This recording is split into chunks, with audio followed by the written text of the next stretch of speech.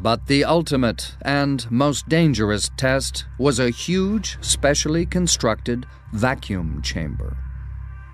They were able to pull all the air out to create a big vacuum, just like it would be on the moon. That way we could test our suits to make sure there was no leakage. One such test narrowly avoided disaster.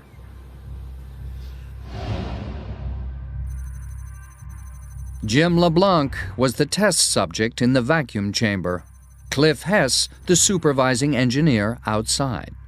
Jim, while you're exercising, I'd like you to stay intermediate all the time, okay? I'm pretty cool right now. Okay, well, you'll warm up here in a minute, so let's stay right here if you can stand it. The testing started just normally, like they all do. And Jim was at a vacuum in the spacesuit. Well, I feel pretty good here. With all the air sucked out, all that protected him was his pressurized suit. Then something happened. I heard over the headset that he was losing suit pressure. The tube pressurizing his suit had become disconnected. He was in serious danger. There really wasn't any feeling. It was just happening so fast, trying to get the chamber back to a safe pressure and Jim to a safe pressure. He was inside the suit.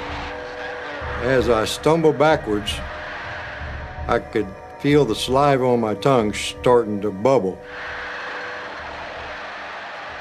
just before I went unconscious. And that's kind of the last thing I remember.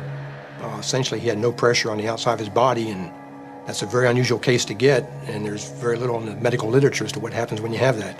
There's a lot of conjecture, that your fluids will boil. Within 25 seconds, a co-worker, sitting in a partially pressurized antechamber and wearing an oxygen mask, was able to dash in. At the normal rate of repressurization, it would have taken 30 minutes to make the chamber safe. Hess repressurized it in just over a minute. That's much, much faster than you would ever come down in an airplane.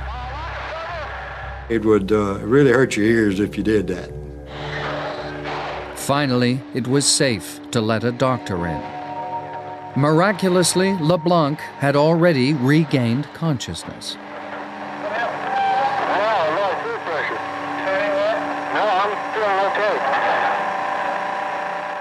When I stood up in the chamber, I felt fine. My ears ached a little bit from the course of rapid repressurization, and that's basically the only effect I had. It was one of the few instances where anybody was ever exposed to that low of a pressure and lived to tell about it with no obvious damage.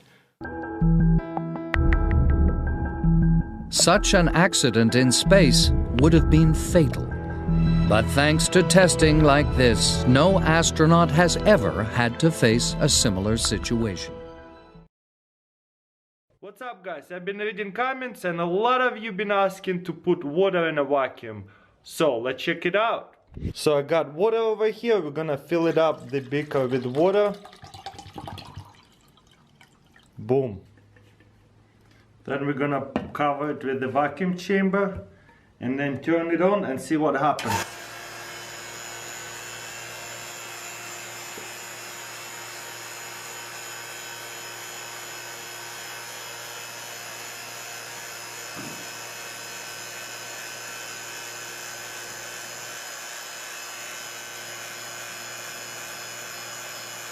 You can see a little bit of bubbles start going, and whoa, it start boiling. How cool is that?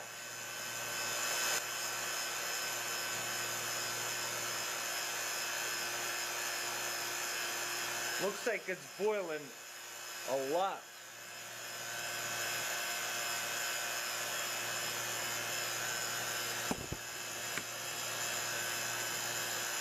Wow.